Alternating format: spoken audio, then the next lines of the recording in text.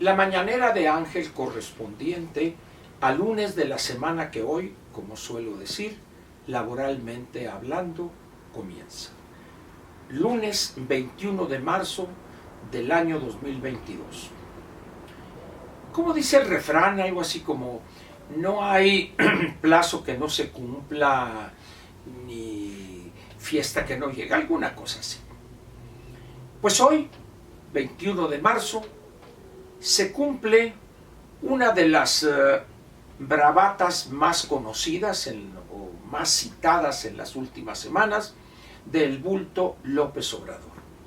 La inauguración de esa gran obra magna que, como dijo la anticientífica Sheinbaum, ¿cuántos países no quisieran ver esta obra que se terminó en 3 años? Yo no sé de dónde saca la señora anticientífica eso de la obra que se terminó, porque la verdad sea dicha, ese aeropuerto no está terminado. Las vías de acceso que forman parte de ese proyecto de infraestructura no están ni siquiera a la mitad, algunas de ellas. El ferrocarril suburbano o el tramo que iría de Lechería ahí todavía le cuelga, como se dice coloquialmente. El hotel que le faltaba solo certificación no va ni a la mitad, y así sucesivamente. Pero la anticientífica, en esa inclinación que le ha brotado, no sé de dónde le salió, pero le ha brotado desde hace ya de manera clara 2 años y medio, ese servilismo, esa abyección que la degrada, por eso le digo anticientífica, donde dice ella que lloró al ver ese documental de Epigmenio Ibarra o de la compañía Argos. Como diría el clásico, el que no conoce a Dios, a cualquier barbón se linca. Así sucede con personajes como la Sheinbaum, aun cuando ella sí conoce aeropuertos del mundo. No solo por los viajes que realizó hará unos 2 años a Europa, cuando fue a visitar a gobernantes mujeres. Una de ellas fue a la señora Hidalgo, que está compitiendo por la presidencia de Francia, y creo que en un empuje muy fuerte, creo que va con el 2.5% de las preferencias, lo cual pues habla de la poca lucidez o de poca capacidad analítica en lo electoral que tiene la anticientífica Sheinbaum. Pero en ese viaje, decía, conoció aeropuertos, pero hubo otros viajes, otro viaje que realizó antes, que fue financiado por Carlos Ahumada, y que en una llamada reciente que sostuvo con Ciro Gómez Leiva, mencionó ese viaje de placer en compañía de su esposo en aquel entonces, Carlos Imaz Jr., o hijo del doctor Carlos Imaz, que ya falleció, que en paz descanse. De tal manera pues que no puede fingir ella demencia acerca de aeropuertos, porque conoce aeropuertos. Entonces hablar de esta obra que da pena, que da vergüenza, pero en fin, cada quien sus obras y cada quien sus aeropuertos. Muy bien. Ante esta farsa o este espectáculo fársico que veremos hoy, yo quiero preguntarle a usted algunas cosas relacionadas con este mal llamado aeropuerto en este momento.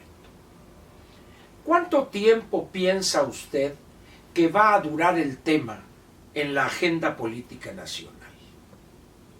¿1 semana? ¿2? ¿3? Yo francamente dudaría que aguantará más de 1 semana. Es un tema que un aeropuerto que se inaugura con 6 u 8 operaciones diarias, si es que se llegaren a realizar, no es tema en parte alguna. Es más, me atrevería a decir, con todo respeto para los países africanos, que no habría país africano donde un aeropuerto que es joya de la ingeniería mundial, con 6 operaciones u 8 operaciones diarias, llamaría la atención. Pero entonces, una vez que se apague esto, esta discusión o estas críticas o esta plática sobre el aeropuerto internacional Felipe Ángeles, que algo de mágico hay ahí, porque las estatuas hablan con los militares de alta jerarquía. Eso es realmente de comentarse. ¿Había usted tenido noticias de monumentos que hablaren con las personas? Yo no he sabido que el caminero que está allá a la salida sur de la Ciudad de México hayan hablado con los ingenieros que fueron responsables de la construcción de la autopista Cuernavaca. ¿O ha sabido usted que los indios verdes se pongan a hablar con los pasajeros del metro ahí en la estación Indios Verdes? ¿O Cuauhtémoc alguna vez habrá hablado con los personajes integrantes del movimiento de los 400 pueblos en Insurgentes y Reforma? No, solamente la estatua del general Felipe Ángeles ha hablado con el general Vallejo.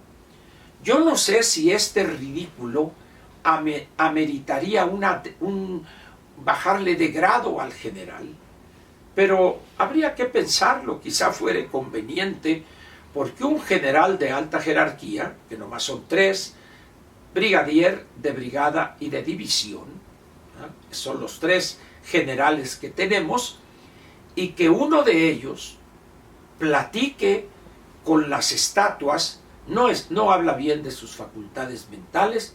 Por lo tanto, habría que pensar si se manda a una temporada a alguna institución de salud mental.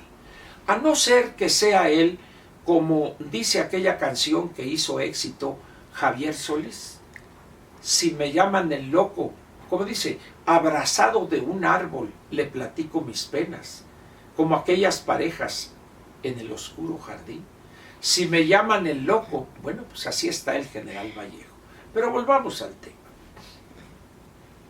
Y de apagarse ese tema en la agenda política nacional, ¿cuál sacaría López para llamar la atención de ingenuos que hay por millones en este país?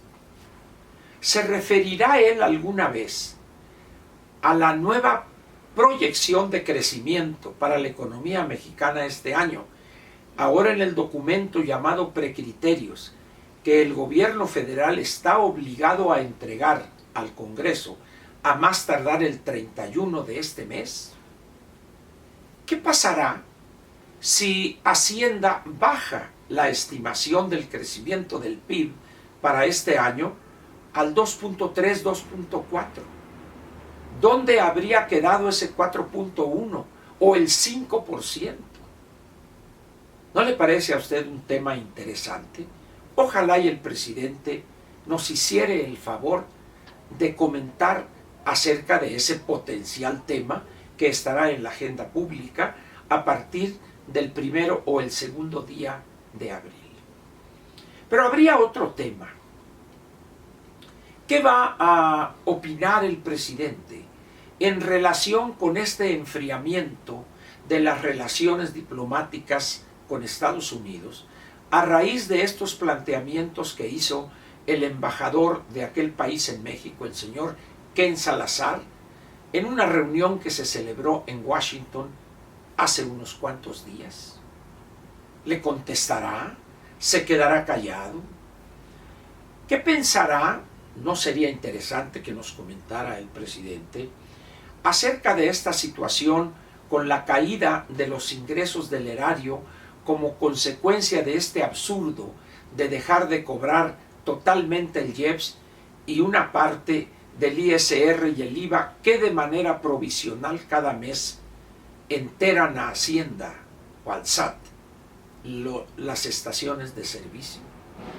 Y tendría yo otra pregunta en relación con esto último. No de este gobierno, sino desde antes. en el gobierno anterior con el presidente Peña. El IEPS lo autoriza en cierto monto el Congreso de la Unión y el gobierno federal deja de cobrarlo. Mi pregunta sería la siguiente para aquellos que son especialistas en materia fiscal o en materia de finanzas públicas. He intentado una búsqueda y no he encontrado esta parte donde se autoriza expresamente al gobierno federal, perdón mi incapacidad para buscar ese tipo de información, donde aparece la autorización al gobierno federal para dejar de cobrar un cierto porcentaje o la totalidad del IEPS, por ejemplo, o donde se le autoriza dejar de cobrar una cantidad del ISR de las estaciones de servicio de las gasolinerías.